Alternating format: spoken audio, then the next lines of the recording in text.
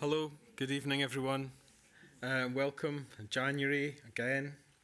My name's Colin Greenslade. I'm the director here at the Royal Scottish Academy, and I'm going to introduce this evening's event for you.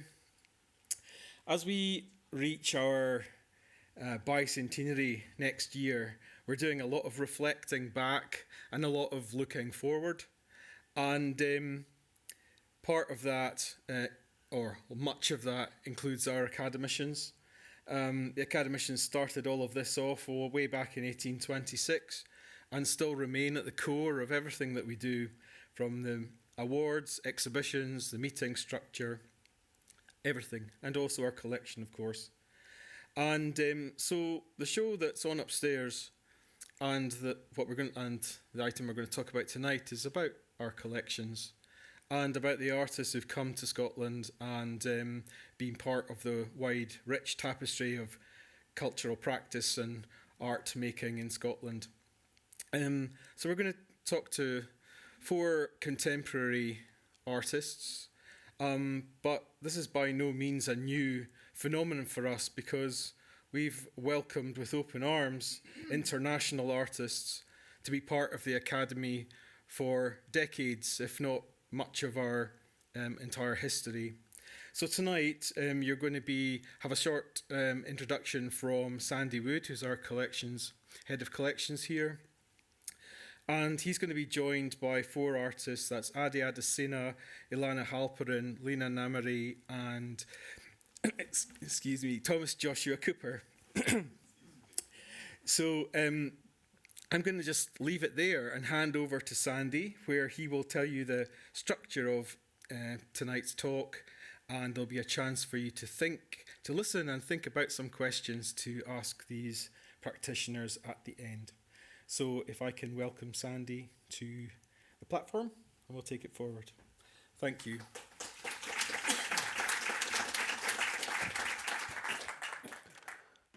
Thank you, Colin. This is working. If I speak this way, it is. New technology. Excellent. Welcome, everyone. We're not just a bit of housekeeping first. We're not expecting any fire drills. So if you do hear a fire alarm, please make your way to the nearest fire escape in an orderly and regimented fashion. Thank you very much. So, as Colin says, why are we here? We're here for the exhibition, Benno, Schotz and a Scots Miscellany. And this is an exhibition that's celebrating 200 years of our history and 200 years of immigrant artists, first generation immigrant artists to Scotland, who've made a leap of faith, who've come to this country, come to our shores without any previous connection to Scotland. So no parentage, not necessarily any specific reason why they've taken that leap of faith to move away from their country of origin. And it's an exhibition to celebrate these individuals, to celebrate their personal stories, to celebrate the art that they've made, to celebrate the contribution that they've made to Scottish culture, to the Royal Scottish Academy as an institution, and to the country of Scotland itself. And it's a way of revealing those stories and making them really part of our national narrative. So, as Colin says, the structure for tonight, I'm going to give a short introduction. You're really here to listen to the fabulous artists who are part of the exhibition, so I'll try not to go on for too long. And then we'll have a panel discussion, just to chat with them about the ideas behind the exhibition and some of their own stories, and place that within the narrative. And then hopefully have a little bit of time for your own questions at the end. So without further ado, Colin talked about us being established in 1826, so nearly 200 years. Our 200th anniversary will be next year. It's all getting a bit frightening now, but we're making lots of exciting plans for it. But I want to go back to the very first annual exhibition of 1827 and show the internationalism that international artists coming from other shores were central, were part of the Academy's existence, part of what we were doing from the very beginning. And John James Audubon, I think, he identifies that situation fantastically. And many of us will know about Audubon's venture to create the Birds of America book and its presence, the way that he tried to start it in Scotland with Lazars as a printer, the failure of that venture, unfortunately. But there were lots of things in the circumstances of that happening, in the way that he was involved in a Scottish exhibition in a Scottish academy, but with an outlook across far away from our shores and embracing international artists and what they were doing and how they were starting to forge a path within Scotland as a country and bringing their own history and their own experiences along with them. Now, we fast forward to 2020, and really the point in time when the inspiration for this exhibition came together. And it really underlines, the way it's come together really underlines a lot of aspects which in the research of this show, talking to the artists involved, looking at the histories and the artists who have been immigrant artists to the Academy in the past, things started to come to the surface and connections began to be made. And the source for the Benno Schotz material, much of what you see in the exhibition, newly displayed, conserved, and exhibited for the first time since it perhaps was shown in the Academy or in Schotz's retrospective, which was in 1971 in the same galleries, came directly from Benno Schotz's family. So we see his daughter, Cherna, represented in the two rather fabulous sculptures of her featuring his Nefertiti, facing one another in the centre of the gallery. And down at the bottom corner next to Thomas's fabulous Prince of the River Forth series, we see Schotz's son, Emil. And it's that idea of family, it's that connection to legacies and an artist's stature and how they're represented, how they're held within a collection, how we can then preserve that legacy and make it accessible through exhibitions like this, which connects the RSA as an institution, what we do, the way that we're run by artists, for artists, and that's always been the case, to a wider narrative of, a family of art, a family of artists in Scotland who are all together. They share, they have a shared endeavour, a shared goal, and we're all in this together as a big family. And I think the academicians who are talking tonight will reflect upon the honour that it has been for them to become part of that artistic family in Scotland.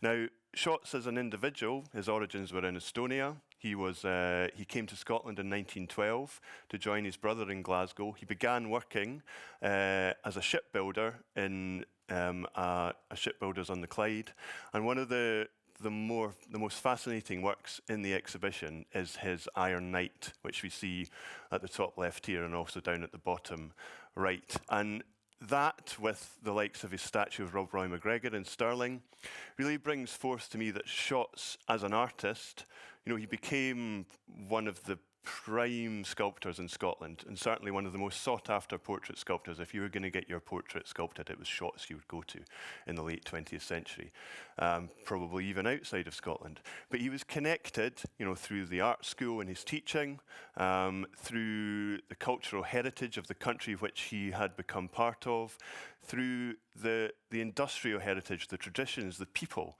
everyone who is part of a country when you come there or you arrive there. Schotz involved himself amazingly in that entire fabric of society, to the extent that when he was writing his memoirs, I think in his 88th year, he reflected that he saw himself as a Scot, as a Glaswegian first, and didn't connect himself to his origin country of Estonia at all.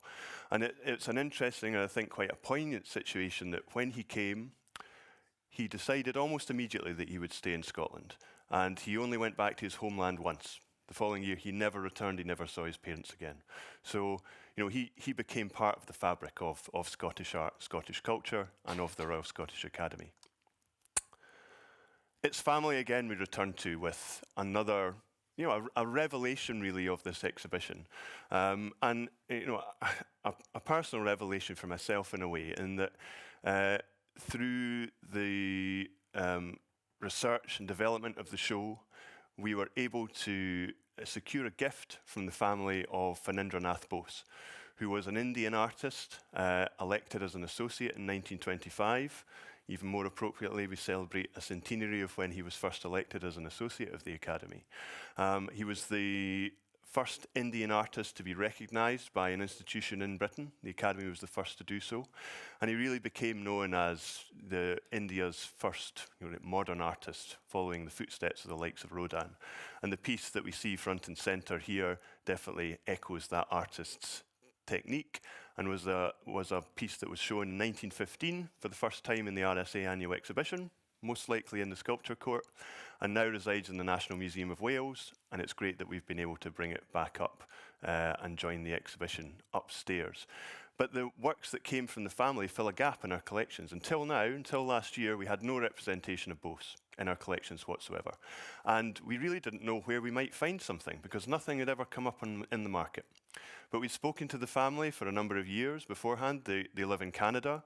And with the exhibition and the idea of the exhibition and talking to them about that, they made the decision to travel all the way from Western Canada and bring this fantastic gift over to the RSA, which includes a small sculptural bust of the father of the two brothers who donated the gift, and an amazing collection of sketches after material in Paris, where Bose travelled after he graduated from Edinburgh College of Art. We see his rather spectacular diploma just on the left-hand side here, which I think is the admired by many graduates of ECA these days who don't get anything quite as nice as that. But we find the development of an artist in Scotland. We find his inspiration. We find a sketch after Rodin of his Age of Bronze when he was in France. We see Bose's own Sacrifice of Youth, a bronze sculpture which he created, very much almost as an homage to Rodin. And then we see its prominence in the Ormiston War Memorial in East Lothian, which is just on the high street, unassuming. You wouldn't necessarily know it unless you were looking for it. But it represents the core of the artists who've come to Scotland and their presence in the landscape, and where we can go and find their work. And anyone can find their work. It's in a public environment, and it's part of Scotland as a nation and as a place now. So without further ado, I will begin to pass over to the first of our artists tonight, but not before saying, if you haven't picked up a copy already, all the research that grounds the exhibition, everything we've found out and discovered about the artists, all the personal reflections of the contemporary artists in the show, on how they've come to Scotland and how on their artistic practice, can be found in the publication that accompanies the exhibition, which is available for you outside when you leave the lecture if you haven't picked one up already. So. Thank you very much. Please enjoy the rest of the presentations and the rest of this evening, and I will pass you over to Ade Adesina.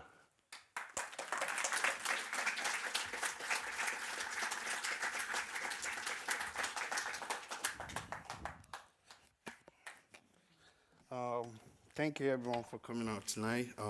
It's actually a great honor, and I'm still a bit shocked to be standing here today giving a talk. I think the first time I came to this room, I watched Arthur Watson speaking, and to be standing here today is such a great honor. And to be sitting with some amazing artists as well, to be in the same show with them. I'm just really happy. My journey through art is not been straightforward. It's not been easy. It's been fun, it's been challenging, and it's been enlightening as well. It's opened my eye to a lot of things going on in the world. I grew up with parents that listened to the news all the time. I was aware about a lot of things going on in the world from like age 7, from Kashmir to Yemen to Palestine and Israel, America. I'm always aware because the news is always on. And I remember my dad used to listen to Voice of America, BBC, and I think once I started in art school trying to ask a question of what direction I should go, I just kind of went back because I followed that trend as well. I remember I used to work night shift, and I'll get home in the morning, and the first thing I do is to catch up the highlight of the news, what's going on, what's happening overnight. So I just started addressing those kind of issues in my work because I felt like I already have a big bag of ideas that I can always refer to and go back to and subject so I made this piece while I was Eton College. I had the opportunity to have a residency at Eton, and this was my first 3 woodcuts that I ever made. And I remember making this. A lot of people were saying to me, they asked you that it won't print, because I kind of just approached it in a totally different way. I was using modern tools, trying to use them to achieve what you do, what you get from engraving. So the patterns on the floor were already on the wood. I didn't really know what was gonna come in. As they gave me the wood, I saw the patterns and I just kind of followed them.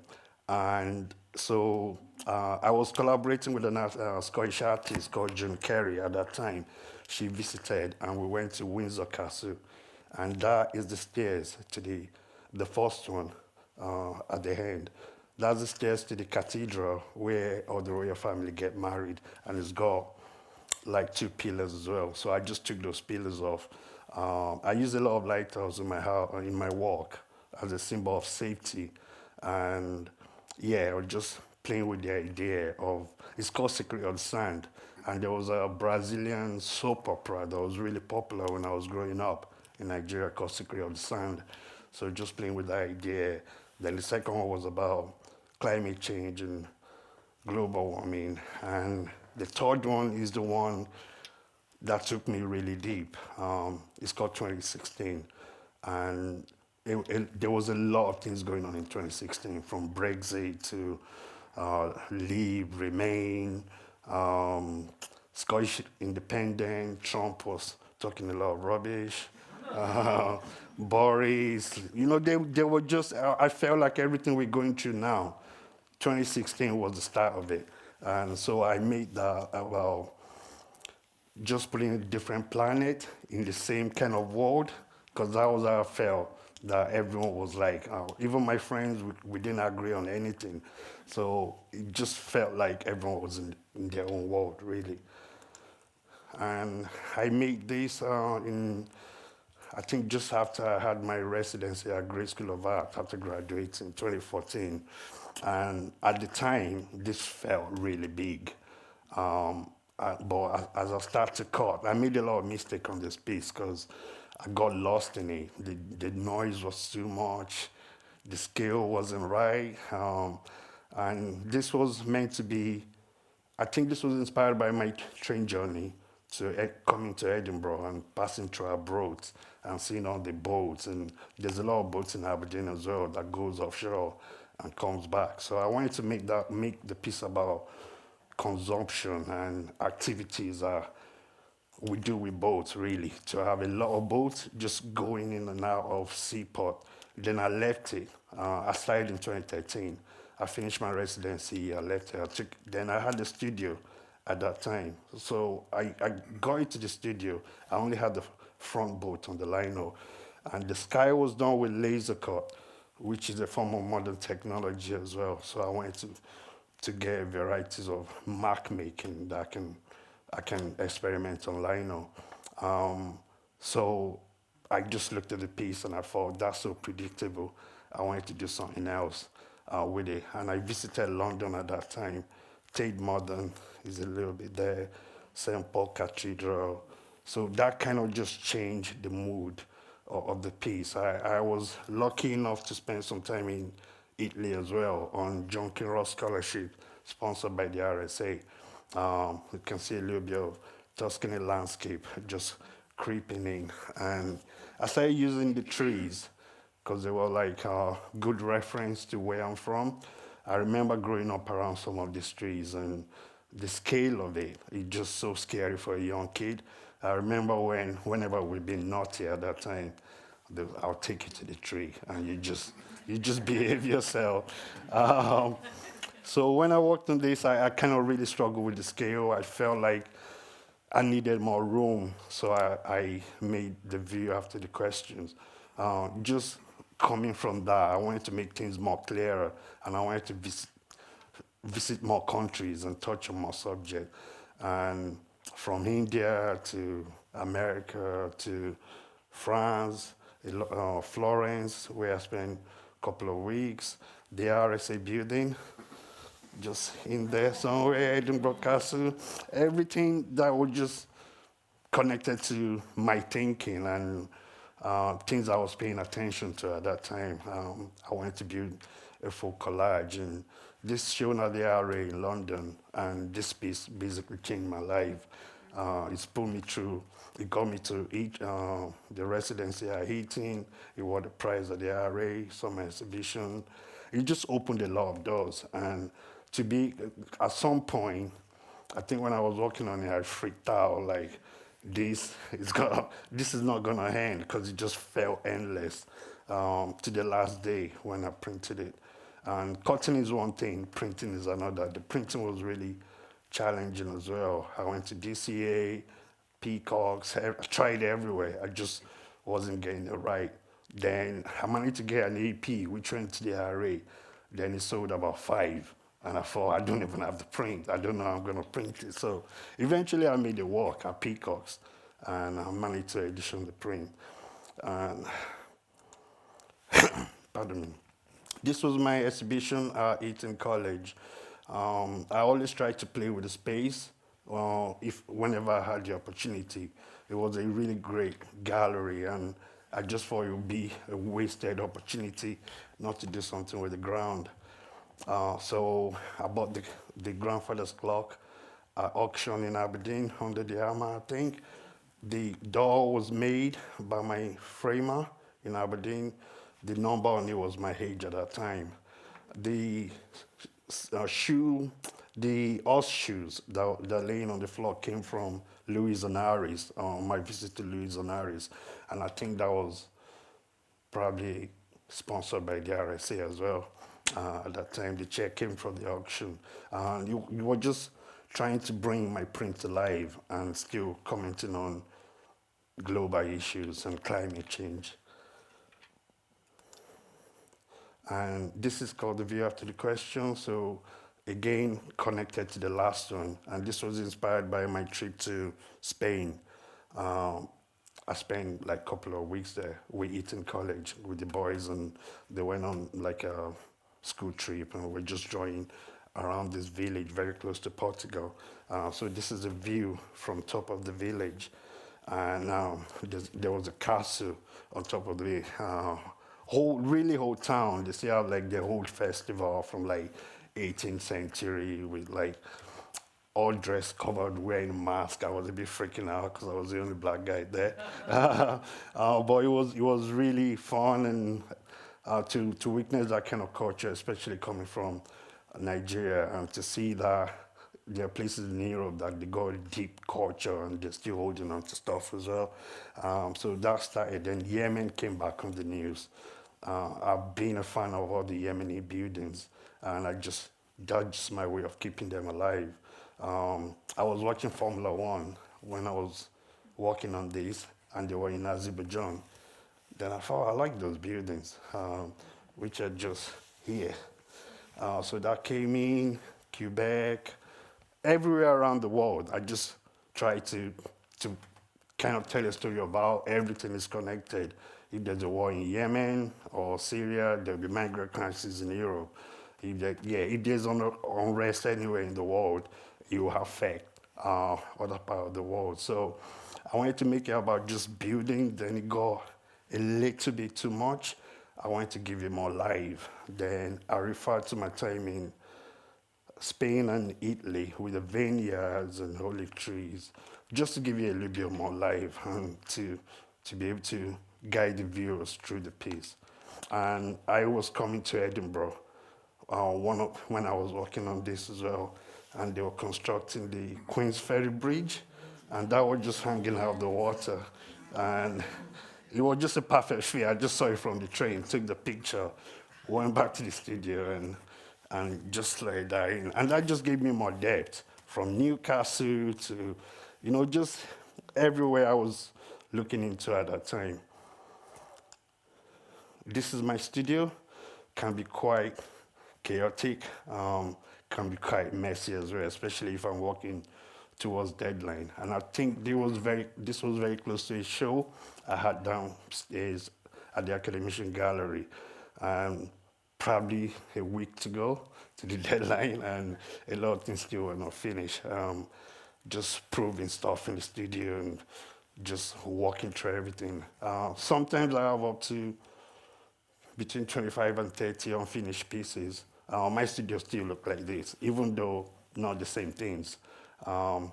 Just to keep me going. Sometimes I don't feel like cutting line, or I work on etching or woodcut, and yeah, just to try and always stay busy.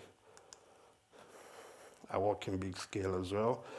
This is the biggest one I've ever done, and I did this last year as part of my residency at Edinburgh Printmakers. It's 6 blocks of double imperial. It's always fun at the beginning until you start making the mark, and it just always feels endless. But I'm always happy to have deadlines, because if I didn't have that deadline for Edinburgh show, I'm probably still gonna be working on that right now. Cutting is one thing, printing is another. This is peacocks. The first time I actually saw someone else made my print was when I had the residency at Edinburgh Printmakers, and I was just confused. I was standing there looking at them like, what's going on? I wasn't used to people making my print, so I enjoy making the print as well, because I know the direction. I feel like I always know the direction the rollers needs to go because of the mark making. Some of the marks are really light. It's almost like just light scratching, just to create a tone that you may get on etching or get on wood engraving, and trying to bring that into lino. This is one of the big ones as well, and they refer to just my journey from Nigeria to Scotland, really. It's got the name of where I was born, a reference to religion, everything really that kind of connected to my life and the world. I was honored to be awarded the Maria Vetti Printmaking Prize in Paris 2000 I think 23. No, around November. This was around November, yeah, in 2023, and I got the email that I've been awarded the prize, and I was just shocked. I think I was at home with the kids that day, and we went for a walk, and they were like, "It's raining. Why are we going for a walk?" Yeah, this was the ceremony of the presentation of the award, which I was just blown away. It was just a great experience with the music and witnessing French culture as well. And this was the exhibition after the prize, and this was held this year. I named the exhibition Grill because I was listening to Dave Chappelle, a comedian. I'm a big fan of comedy, and he won the Mark Twain Prize, and he said he was thanking his mom, saying the mom told him not to be a follower, to be a griot. Griot are like elders in African villages. They're like the library. They keep all the history and they pass it on to the next generation. And I feel like that I'm keeping a record of things. So and it's a word that a lot of people have never heard about. Every time I speak to someone and that name came up, they always ask me, well, what does it mean? So I find that interesting as well. And this was my biggest show in a proper museum gallery. I was just so honored to be able to show in that building. And that's part of the show as well. This was my exhibition at Edinburgh Printmakers recently. And that is the piece I was working on in my studio. There's 6 blocks just joined together, 6 double imperial. And that's called Griot as well. That's my self-portrait. Again, just refined, a lot of references to my journey and everything that I've gone on from when I left Nigeria till now, dates and time and references to things. And I tried color for the first time. I do paint and draw in really colorful way when I had the chance. But printmaking is my main passion. And I wanted to try something else, especially having the opportunity to work with a lot of technicians at Edinburgh printmakers. So that was my first uh, print, colored print, and the screen print. And those two are part of 4 sets. So I'm working on the other 2 right now, which you can finish the clock and finish the compass. And I think that took a really long time. And the set were about maybe 26 layers of just printing different colors 26 times for each pieces. This is another angle of the show. Playing with the installation again. I'm trying to make good use of the space. And yeah, that's just a brief statement that I wrote in our school, and I've just kind of tweaked it up a bit because I don't like writing. I prefer putting it down in a form of art, really. My work goes everywhere. I've touched on everything. This is just a hint of, yeah, what I kind of, how would I put it, reacts to. Thank you very much.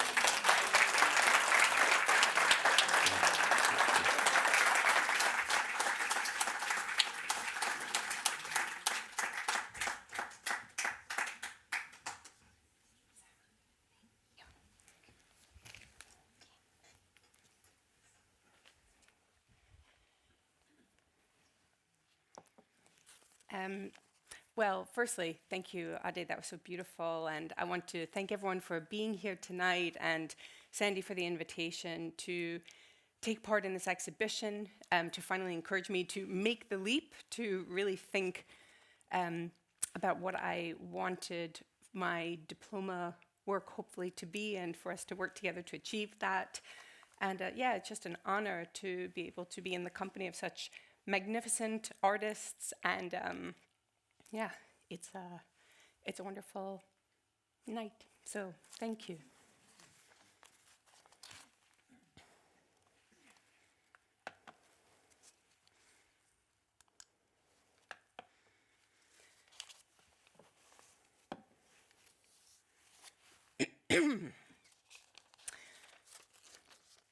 Oh, it's very sensitive. In September 1998, I moved across the ocean to Glasgow to begin the MFA at the Glasgow School of Art. 1 week later, I turned 25. It was the only time my parents were in Scotland together with me, though they had been here before, in Edinburgh, when my mother was pregnant with my older sibling, Samara. Years after, only a few years ago, my mother left out a stack of photographs on the kitchen table.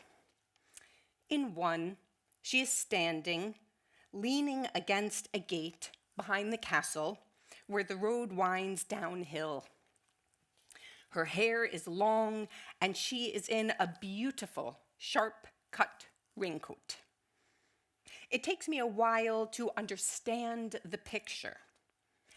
It looks like a photograph of me, leaning against a gate, uphill from Alison's office, under the volcano.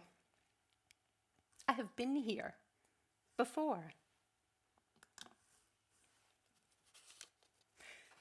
Minerals formed in New York City live in Glasgow, at the Halperin Museum.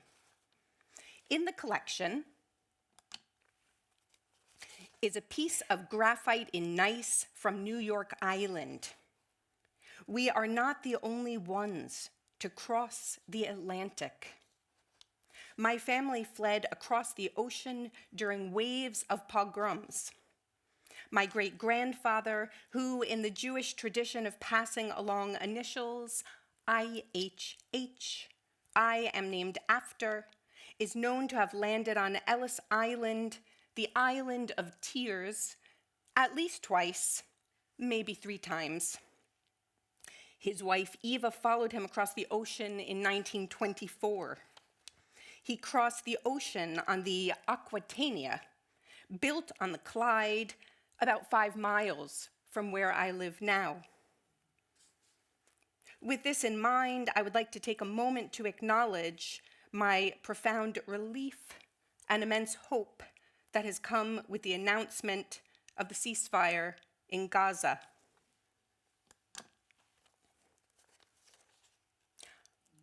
I have crossed the Atlantic so many times now, I can't even count. Never on water, only in the air. Over 25 years in Scotland, crossing at least twice a year, except during the pandemic, and in the years my father was sick and my mother had dementia, even more. Could it be 100 times across the ocean? I feel like part of me is on either side. Though, it always feels inconceivable to be on such distinct land masses, all in the course of a day.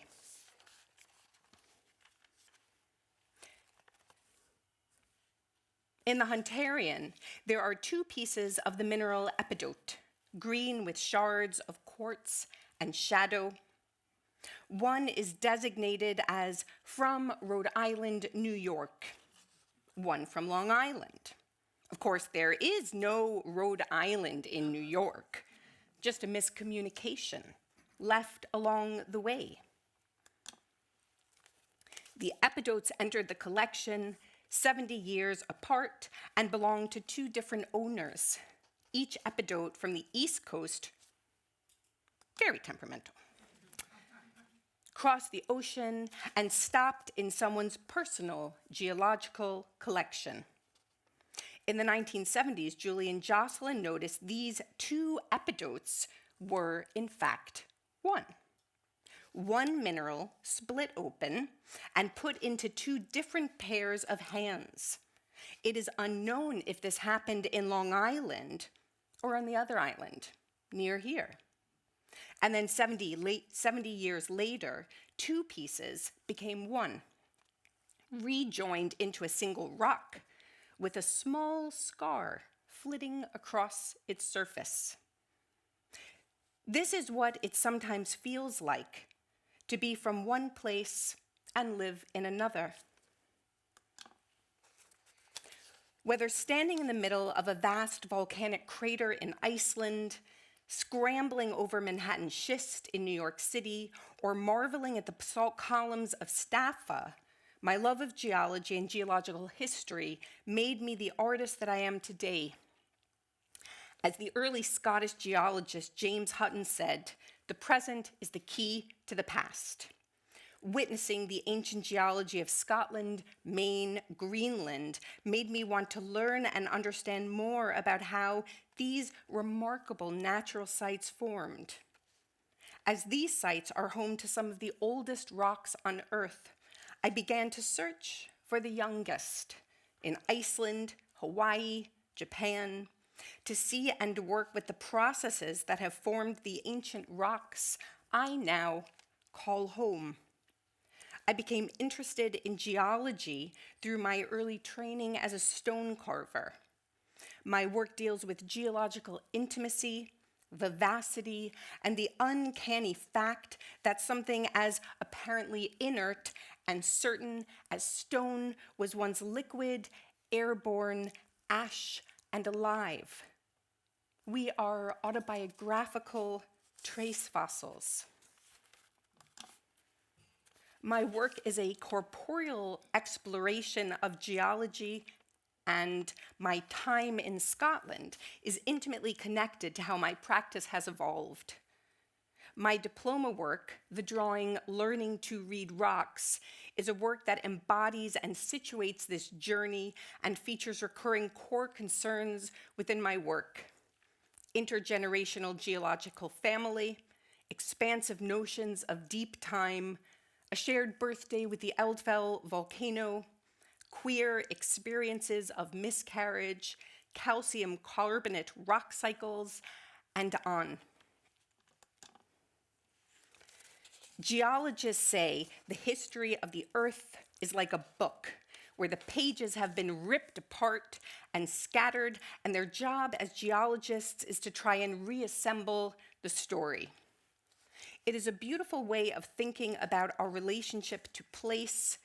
The drawing is a narrative deep time map that connects geological encounters on Mull, Iona, and Staffa with volcanic encounters elsewhere, but it builds a family tree that expands beyond the 5 generations that, at least in Western culture, we are often told are the core generations we need to think about. Our own generation, 2 ahead, 2 behind. But a lot of my work is about looking at ways of expanding that generational sense of connection. So instead of 5 generations, what about 500? What would 500 million years of a family tree mean?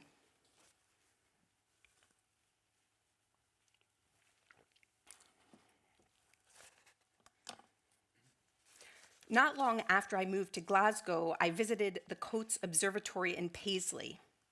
There was a map of Scotland featuring the Highland boundary fault line alongside a record of UK earthquakes. The map was printed in Edinburgh at the British Geological Survey, so I made an appointment to meet with seismologists there, including Roger Musson. He told me that tectonic plates move at the same rate as your fingernails grow. This poetic connection between the body, geology, and time has been present throughout my work since and has had a profound impact on my trajectory as an artist.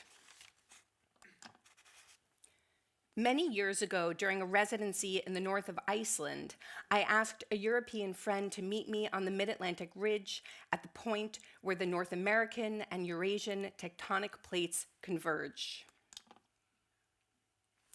She is standing in Europe, I am in North America. In between, there is an ever-growing space between these 2 tectonic plates. Not one place, not another, without a name or any nation fighting to claim it, an expansive new territory formed of potential. There's a pink granite quarry in Finnefort on Mull. That stone was shipped all over the world, even to New York. So an awareness of the geological and mineral material and the migration of living and inorganic beings back and forth across the Atlantic is very present. From the earliest geologic moments, landmass traveled across the surface of the earth. Rocks were the first immigrants, and we followed. A few years ago, while working in a specific region in Japan, we asked if it would be all right to do field work in a neighboring prefecture. My geologist colleague said, "Geology doesn't know the difference between these prefectures." I find this a very enlivening way to imagine and understand who we are and where we are from. Thank you.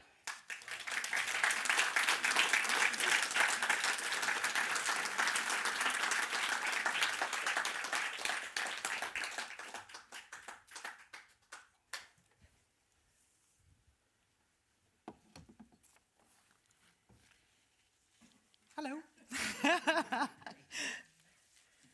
Thanks, Ilana. That was amazing. That was amazing. It's like, and Ade as well. And oh my God, I'm sandwiched in between that. And I've got Thomas after me. He's like, bloody hell. Excuse me if I swear. The pressure. So thank you very much for braving this cold, dark, short winter's day to listen to us and chat to us. And thank you for being curious. The exhibition, as you have seen, is beautifully curated and arranged. The Benno Schotz legacy thrives by interest and by engagement, and so here we are, engaged and interested. So thank you, Sandy and the team, for all the efforts that you have done. The show is absolutely astonishingly beautiful, thought-provoking, intriguing, and inspiring. And thank you very much for including me and the others. And to be honest with you, I did not know who Benno Schotz was before I was involved, and nor Phanindra Nath Bose. But engaging with their work has been a great inspiration for me and a joy in seeing the other migrant artists taking pride of place in the RSA building during a busy time of year, and I'm delighted to be in the same company as them.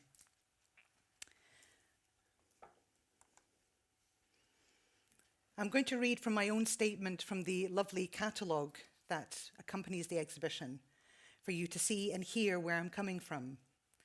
Some of you might not have read it, but those who have, please bear with me. It may sound a little different when I read it out loud than when it's read quietly in your head. I never thought of myself as a migrant, but I know I am. I know where I live, and I live here, and I am what I am. I'm a Palestinian living in Scotland. I have lived in Scotland for longer than I have lived in my own country, and yet I will always be a migrant, and I never will truly belong. 4/5 of my life I have lived in Scotland. Do I feel Scottish? No, I do not. I feel comfortable in these lands. I feel safe. I feel secure, but this is not home. Home is a mist that I cannot grasp. Home is a fog, weightless and passing, yet obscuring a clear view. Home is a mirage, but I cannot grasp it. Home is an idea I am constantly chasing. Home is a theoretical place I identify with, but I do not have a hold on. Home is an invisible burden I carry, like a nomadic Bedouin. My entire identity as an artist was built around my visits, revisits, and reconnections with this ethereal, intangible home and homeland. My visits and revisits to the homeland, I record and photograph places I happen upon, places that are viewed every day by many but not seen, places that are overlooked because they're considered ordinary, everyday places. Yet my everyday is not your everyday. I take photographs and I make them into all kinds of prints. I add a little title that may resonate and hope that you, the audience, could see something there that you could relate to. My work, whether in print or in other media, always tries to reflect the personal, but is rooted in the collective Palestinian narrative. It gently probes the uncomfortable, tries to evoke a sense of loss, instill beauty in the abandoned, the neglected, and the marginalized. My aim subtly and subversively is to make everyone Palestinian, and you're all welcome. Just you being here in this auditorium means that you are engaged, you are curious. You want to hear and challenge what you perceive. You may not have come along just to hear me in particular. My ego is not that big. But I'm part of the bill of sale, so you will hear me. I do understand that what I have to say might make you feel a little bit uncomfortable and challenge your belief systems, discombobulate you. Well, good. As an artist, I should discombobulate you. I should make you think. I should challenge what you perceive. It is my job. I do not expect you to change your mind in any shape or form. By me talking at you on a cold evening in the winter in the heart of empire. But as I said, my ego is not that big. But I do aim to challenge you just a little bit, just enough to trigger a curiosity into what is thought to be perceived knowledge. Like I said, in the beginning, I have lived here in Scotland longer than I have lived in my own homeland in Palestine. And over the last 18 months, it has been a curse and a blessing to be the designated Palestinian friend of many people that I surround myself with. The blessing the blessing has been to increase the knowledge of those who ask, to add a personal touch, a direct link to the horrors displayed before our eyes. The curse is twofold. First, being far away from home, wanting to be there, but knowing full well it is not a helpful wish. I would be a burden on those who are there, increasing their worries for my well-being and my safety. And secondly, feeling like a fraud, carrying survivor's guilt everywhere I am, being far away from home in a place of safety and comfort. So where does this land me as an artist? Well, I have found over the years I can only make work about home. And that home I have mentioned earlier, that ethereal, ungraspable, intangible mist. The places I look at fondly and nostalgically with one foot in the past and one eye towards the future. I record these places somehow so that they don't disappear into oblivion. They may not mean anything to you or even to me, but they are part of the rich tapestry that informs all of our lives. I chose to be a printmaker partly because of that discomfort of being from far, far away. A print can travel. A print can be a multiple. A print can be carried, transported, sent, collected, and treasured. And yet, a print is not that precious, but it is. But it also isn't. It is not seen as something terrifyingly expensive or unobtainable. I give most of my work away into the care of others to look after my work, hoping that the work will survive in somebody else's guardianship. I have been to other places other than home. I have been on residencies in this country and in others. But all I do when I'm there is to look for similarities to what is home, to Palestine, what looks familiar, whether it is the flora or the buildings, the smell, the air, the food. I grasp hold of the familiar. And this, in a way, embeds the rootedness of my art practice in what it is to be a Palestinian narrative. In a small way, it's the little stories, it's the little glimpses of the ordinary that could look extraordinary for the unschooled, but utterly ordinary for me and for us. If you read the essay in the catalogue, which Sandy kindly said is outside, it's only £10. If you read the essay in the catalogue that I have written, part of an essay in there, you'll read this paragraph right at the beginning. We are all migrants. We migrate from home, to another street, another neighborhood, another city, another county, another country, another continent. And if we look at migration this way, then we have more similarities than differences. We can all feel that discomfort of not quite belonging. We move for hope, because of hope, in search of hope. Hope is the mirage that we all chase. We all do this. We are all migrants. We all search for the feeling of belonging to a tribe, to those who you can call your own people. We do not want to speak. I do not want to speak for the others on the panel, or to anyone who is in the audience, but to be a migrant or an immigrant from other shores can have benefits as well as hindrances. Navigating the cultural vagaries of another country can be laden with quagmires and pitfalls. As a non-native, a migrant, an other. It's not just curiosity or indifference that you could encounter. It is being considered either inferior or exotic that can also feel uncomfortable. Neither observation is beneficial. You are not exotic and you are not inferior. You are different. As a migrant or an immigrant, finding where you fit in has always been hard. It's in whatever profession, but admittedly, as an artist, it is an easier journey. You can find where you can fit with others. I know that as a gross generalization, but in general, it is generally true.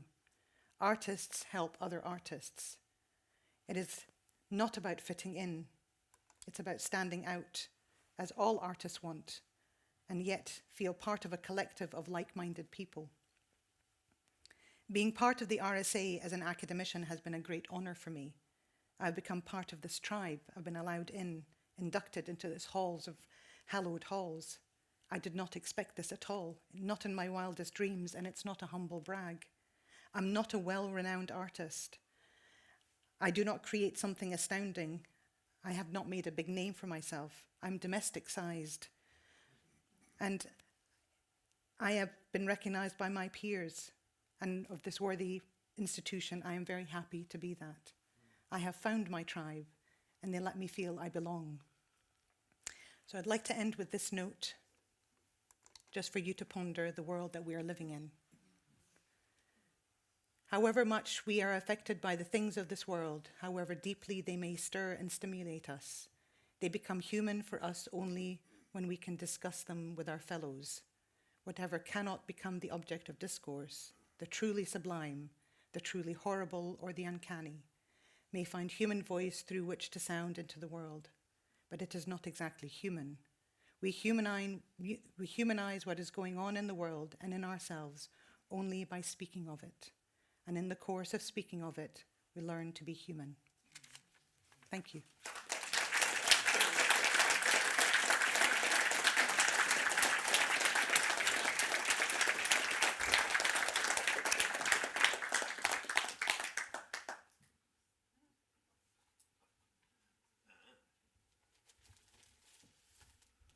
Nervous about doing this talk for a long time. After the watching and listening and concentrating on the speakers before me, I am now genuinely frightened. And that makes me really seriously nervous. I've been making pictures for 55 years, so I am an original old geezer. I'm 78 and still alive, goddamn. Kind of amazing. I'm a picture maker and a storyteller, and I sometimes wonder if the stories aren't better than the pictures, although that is scandalous for me to think. I came to art accidentally. I come from a working class family that, like myself, had heard of Picasso, but we didn't know what it was. North California. I was a logger, a lumberjack, and then some other unsavory things. Powder monkey. I learned how to blow up stumps and boulders that were in the way of off-road logging trucks so that they could get into the forest. And I could place them within 30 feet of a guaranteed hit every time. In other words, dynamite and nitroglycerin were great fun for me. And I don't know why. It was a boy thing, of course, but it was also an era where a kid with no social grace or no social access actually was, in spite of the difficult and sometimes stupid work, was looked after by a group of very ornery and really difficult older men who had no tolerance for doing anything wrong, but ultimately would keep you from being punished if they thought you might finally learn how to do something right. That was helpful for me. I have this unfortunate condition that I am always lost, actually. I have no physical internal navigational guide. So wherever I am during and in the entirety of my life, I have never known where I am because I didn't know one way or the other how I really got there. The only way I have ever found to relocate myself and in a way find where I am and who I might be again is through picture making. I make pictures outdoors only, exclusively. I work with, very purposefully, a camera and a machine that was made in 1898 and that is only useful when it's on a tripod. So there's no notional spontaneity involved in my work, except improvisation. Learning improvisation was one of the great moments, and I learned from some interesting people. So I began, and I like to think, if I can read my notes, that I've learned a lot today, and a lot of it is deeply humbling. I finally figured out how to construct what I thought was a great idea and a seriously important project.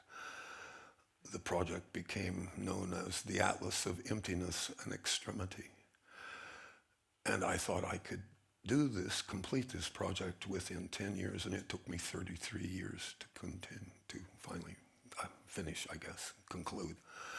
I had an idea that by following literally the furthest cardinal compassable points of all 5 continents surrounding the Atlantic basin, starting from what I call the old and classical and ancient worlds of Europe and Africa, and then crossing over to South America, then amazingly to the polar world, and finally North America, as a new worlder transplanted very happily in the old world.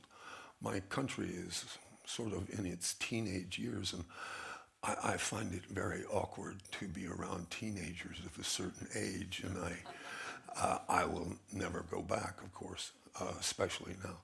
But I had this thought that if I can find the very edges of the sources of Western civilization in the old worlds and the classical and the ancient, stand on those edges, furthest north, furthest west, furthest south in terms of Europe and Africa, looking back to what I believed I was at that time, a new worlder, I might learn how the amazement of the transferal of Western civilization affected me and everybody else in the new world, in my case, in an unusually happy and interesting way. I come from a mixed race family. My father was a Cherokee Indian, and my mother was white. And in the years when I became conscious of their difference in the early 50s, America has always been a racist country, and that's deeply saddening because it has so many good qualities to it. But in the list of racial iniquities, obviously, that black and Hispanic people suffered forever in America and continue to do so, Indians were just above dogs in the social hierarchy. And one of the things that meant is that when my father, who was served in the Navy for 3 wars and 15 years, finally left the service, his wife couldn't use a bathroom because she was in association with a restricted person. I never thought about this because I was a kid. She, like any boy, would use the loo outdoors and she never complained. I never heard about it, but it was interesting to me. I grew up on Sitting Bull's tribal reservation, the Standing Rock Reservation in North Dakota on the Missouri Breaks. Through my dad worked for the Bureau of Indian Affairs. The lessons, and believe me, I was really one of the few white-looking Indians that were on that reservation. We played cowboys and Indians. There was only ever one Indian or one cowboy, and the game always ended the same way. And it was wonderful.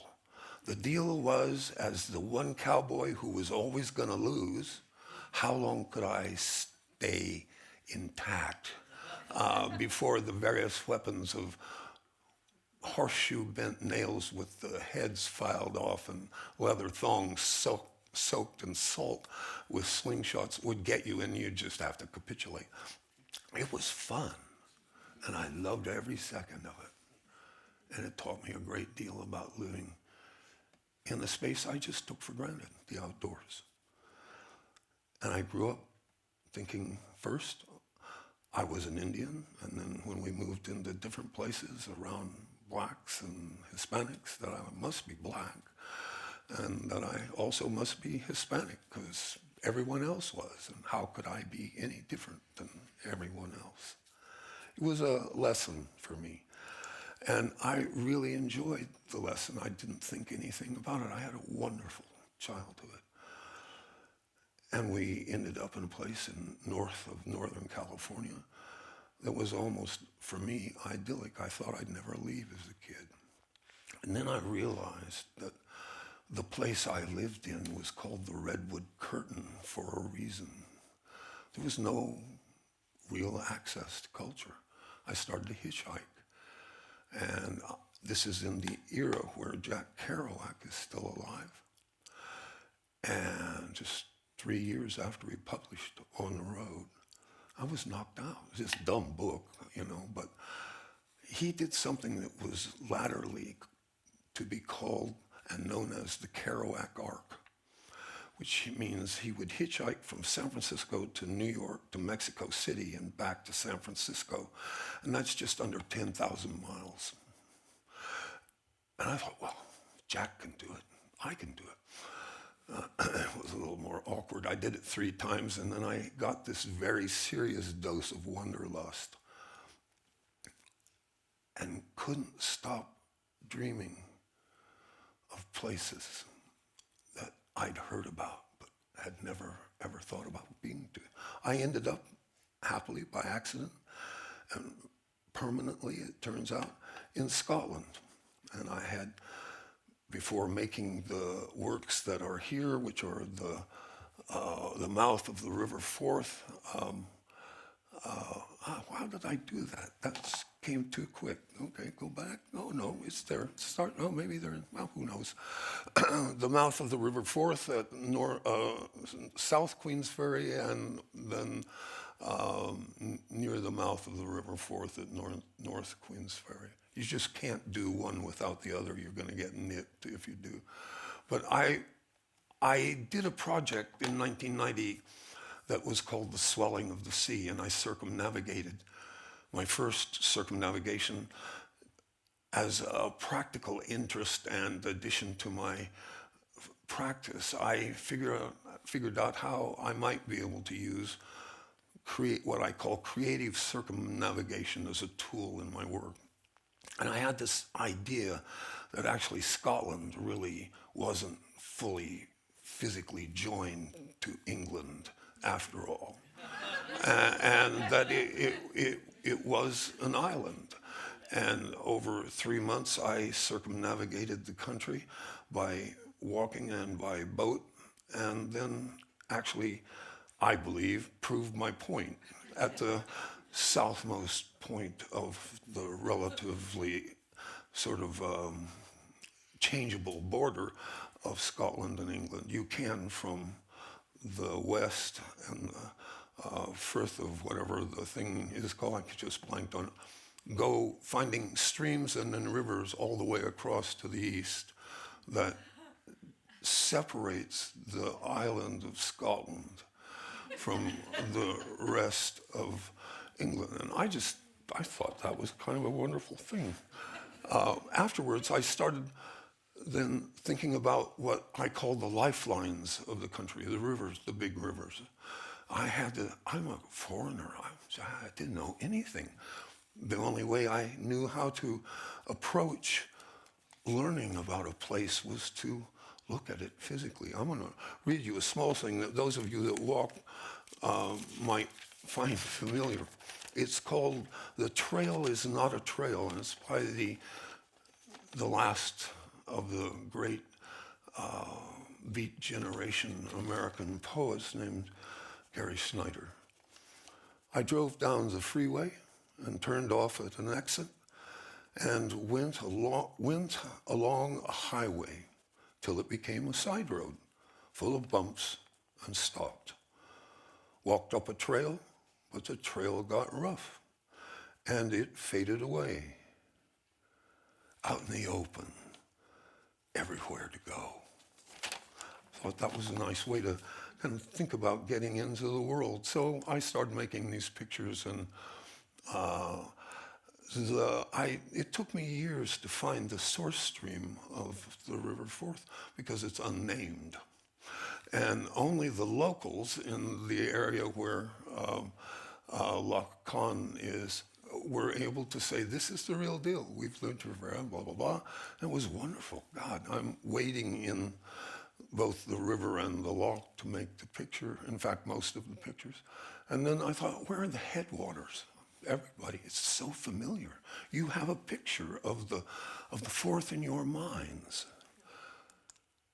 But then I came upon this idea of working through the continents, and I want to tell you a small story.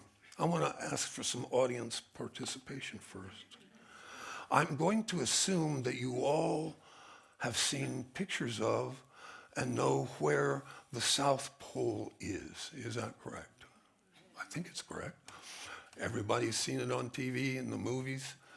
Is there anybody here that's been there? Raise your hand. Come on, don't be shy. Truly, there has to be at least one of you. No, come on. Oh, are you serious? No one has been to the South Pole. Isn't that interesting? What you know about the South Pole is entirely the product of all the information that comes given to you publicly through film and television. The experience of touch, the experience of walking on ice in seriously cold weather is imaginary until you get there.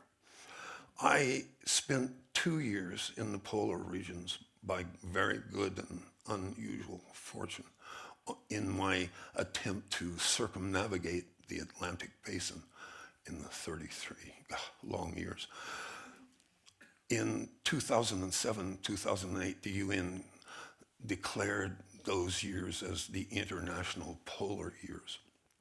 And I spent all of 2007 and most of 2008 enjoying. I spent all of 2007 in the North Polar part of the world, working from Russia, Europe, Greenland, and Canada, and then finally getting to the North Pole by a Russian icebreaker.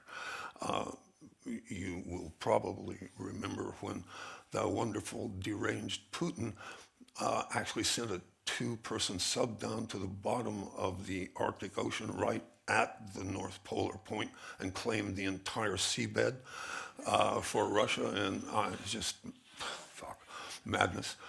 Well, nobody, including myself, thought that was a good idea, but I also didn't think that they'd have to send a ship.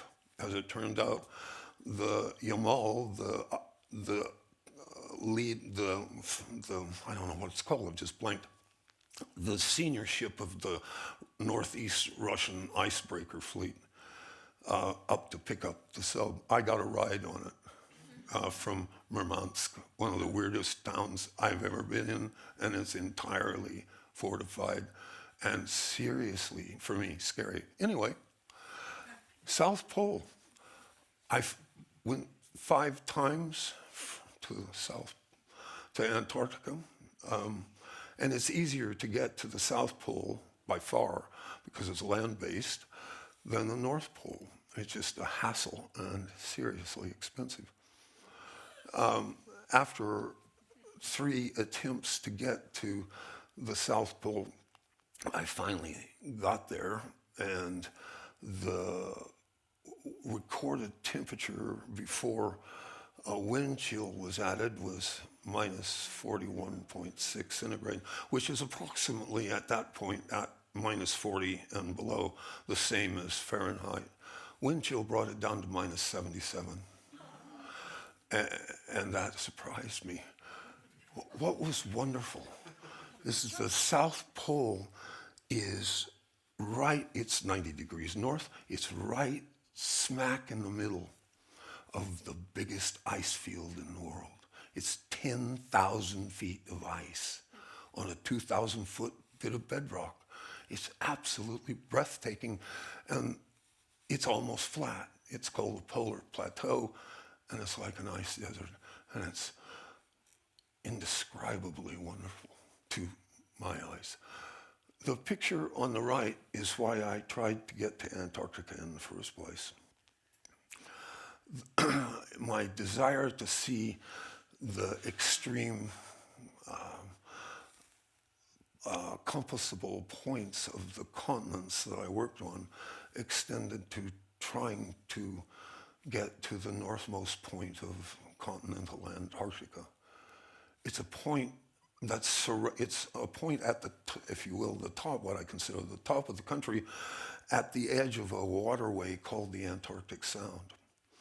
And it's entirely surrounded, those of you that know sea charts, with the little capital dark red letters on all sea charts called uncharted dangers. It's entirely uncharted. You don't go there by boat. And if you do, sea law says for the only time that if a person in trouble sends a Mayday message, the receiver does not have an immediate lawful responsibility to go to their aid. And more practically, Lloyd's refuses to insure you. So it's a double whack. I bullied my captain. I was on this boat for 94 days to take a chance and allow us to drag the boat by dinghy. It took 3 weeks from the top of Antarctic Sound in this thing called Bransfield Strait, depth sounding and charting the route entirely till we finally got to Prime Head Point. And it was miraculous because the weather was horrible and the ice was, it was a wooden boat. It was not safe. And somehow the weather calmed and we could see the headland, and we made for it. I'm the 9th person, the captain's the 10th person in the world to have gotten there.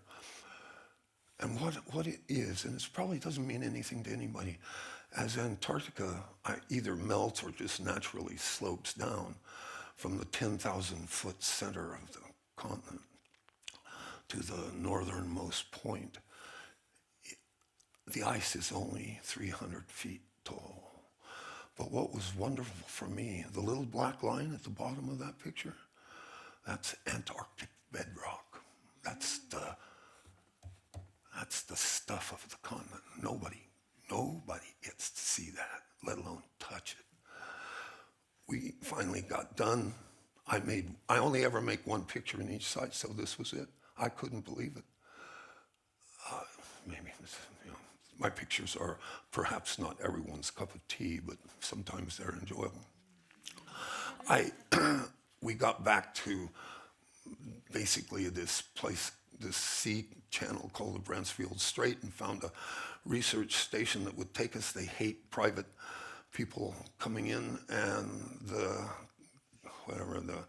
guy that allows you to come in or not asked the captain where we had been, and he said Prime Head Point, and the guy laughed. He said, sure. Why don't you come see me and bring your log? And that's really offensive in terms of general hospitality to sea captains. And so he brought the log, and then he was gone for a long time. I thought, oh Christ, something's horrible's happened. And he came back with a bottle of whiskey and a big grin. Made me happy.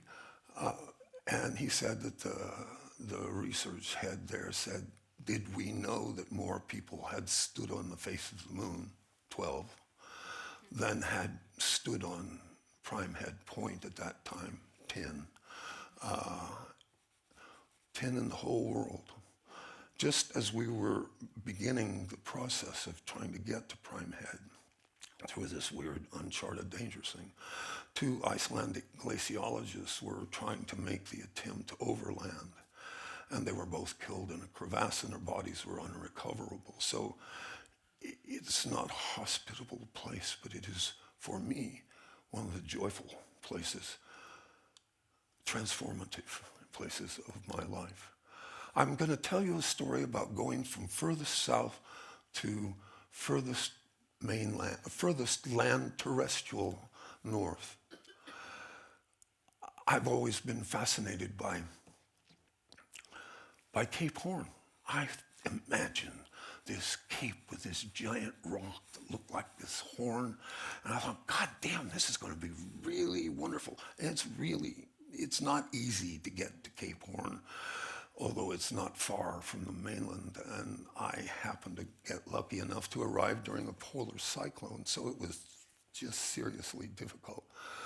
I got to the southmost point, made this picture, which is also very close to the southmost point of all South America, which is a Chilean naval base that they absolutely would not let me come near, and made this picture thinking about a place I never thought I'd get to. I started dreaming about places that I would never get to, which is very peculiar.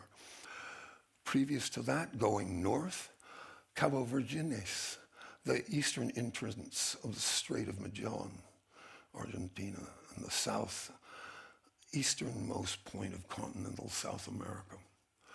Can you imagine when dear old Magellan, who is a great inspiration to me, and the fellow that finally captained the ship home, the surprise, enjoyment, and amazement of finding a sea channel that no one ever knew about at the bottom of the world. And before the most horrible bit of water that I know of in the entire world, the Drake Passage, which Drake had to sail around. Magellan gets through, he got lucky, it's good weather, got through the other side, and then headed up the Pacific and into the east, and laterally a spear in the jaw. But it struck me as quite appropriate that you're out so long. Magellan and his crew named the Cape, it's the Cape of Virgins. The picture on the left, I spent a long time in South America, in part because it was hard to find guides that would work with me, and in part because I just liked it. The northeastmost point is in the country of Venezuela, and it's called El Cabo San Ramon. And I worked this cape for 4 days and then finally made this picture. Volcanic rock, and it's high noon, so it's hot as hell, and steamy like the spray and the wave of the ocean. Now, you're Scots people here. You will know about Darien. How many of you have ever been there? Anybody? It's a hard place to get to. It's actually harder, maybe equally hard as Prime Head. Darien, the lost colony, failed in approximately 1701. In failing, Scotland, the country, squandered up to 35% of its national wealth trying to establish this country. That particular act, accidental, led inevitably to the 1706 Forced Act of Union. I will save you, says England, but by God, you've got to come under my rule. Isn't that interesting how money and power seem to go hand in hand? I had to see it. It belongs to a very difficult tribal people called the San Blas. They really, really, really don't like white people, and you can't blame them, and they despise Americans. So I was just in a real good situation with them. The place is still called Bahia Escocés and Puerto Escocias. God damn, what does that mean to those people? It was entirely left to rot. And the local chief's living area is a small island in the middle of Bahia Escocés. And I had to pay everybody anything you could think of first so they wouldn't have a go at me with their machetes. But then, money's everything. And so I get there with the permission of the, I guess, high chief. And then this low chief guy starts hassling me with waving his big knife around saying, "You haven't paid me, pay up or fuck off." And okay, so I made this one picture. And as far as I'm concerned, that dangling, slightly moving, whatever it is, tree bit, suggests the precariousness of the psychological relationship of place in relation to the physical awkwardness of it. Hell of a place. I thought you should see this. Not many people have. Going to the conclusion of my ramble, I always wanted to get to St. Kilda. You know, it's a difficult thing unless you've got lots to spend or you're lucky to know somebody in the army and you can go by helicopter. I didn't, so at some point, my wife and I and some others finally were able to charter this weird giant motorboat to get us there. And I wanted to make one picture. All of the male residents of the former community on St. Kilda had to stand on a stone that is called the Mistress Stone.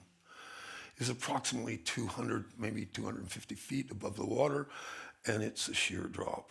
And in doing so, and I can't even do it as a youth, let alone Christ as an old geezer, each young person had to, with blindfolded, obviously, had to raise one leg and touch that leg with the opposite hand and then do the same thing with the other leg and hand to prove that they were able and willing to gather eggs, birds' nest eggs for their family. If they couldn't do it, they weren't allowed to marry. Fantastic. The Mistress Stone, and I measured it, is just under 4 feet long and 3.5 feet wide. My wife helped me climb up, and I'm standing on this stone thinking, wow. And I'm looking due west towards the New World. St. Kilda is the farthest real westmost land point of the United Kingdom, and quite a wonderful place. In relation to that, endpoints have fascinated me all my life. I think they teach us about the nature of place and how place in itself interacts with its surroundings, in this case the sea, and how as humans we might learn a lesson or two about what happens when the disjuncture of the sea and the meeting of the land occurs in brief moments and creates a visual space that I didn't think existed until I finally saw it, that I have only learned how to call emptiness. So I finally got to Greenland and got to the northmost point, mainland point, Cap Morris Jessup. But then the Arctic tidal flow is a very strange, I think, for my opinion, situation. It withdraws really quickly and then fills really slowly. It doesn't make any particular sense to me. But the furthest northmost recorded terrestrial site in the world is a Danish island, which only the Danes could call Coffee Club Island. And at high tide, it's underwater. And in the very brief low tide, you can get on it. And so I'm standing on the northmost land point in the world, looking north towards the North Pole, which is sort of indicated by that white area at the top of the picture, because where the picture becomes white is the actual end of the island. It's exciting that pictures for me that I started to make in 1991, 92 as a result of a project, Scottish project in 1990, led me to be able to have the great privileged opportunity to touch all the major cardinal land points of all 5 continents around the Atlantic basin. And if that sounds like braggadocio, it isn't meant to be, because it was purposeful. I wanted to see if I could learn, and if I could learn, maybe somebody else could, something from what happens at the very end of the things we think we know best, the places where we live. And I found lots of lessons. And they subsequently changed my life, as far as I'm concerned, for the better. So north to south, this is a small tour of I guess, an awakening that became, for me, a very large project, about 500 pictures over 33 years, called The Atlas of Emptiness and Extremity. I started it in 1987, and I finished it in 2020. Thank you.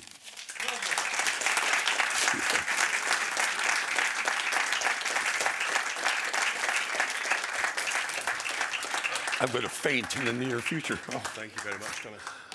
I was so engrossed with everything that we've heard tonight by all the artists who've been speaking that we've gone way over time. In fact, to the point that we've run out of time. But, you know, I think you'll all agree that it's been absolutely worth it. It's been fascinating, thought-provoking, you know, insightful, poignant, emotional. You know, a real privilege to hear the artists who've come to Scotland and their take on everything. We're so far over time, we don't even have enough time for questions. But, you know, I don't think there's anything else we need to hear. I don't think there's any way we can make what we've heard any better, because it's been fantastic. I would like to invite the artists up to the stage just so that everybody can give them a big round of applause and thank them for taking part tonight.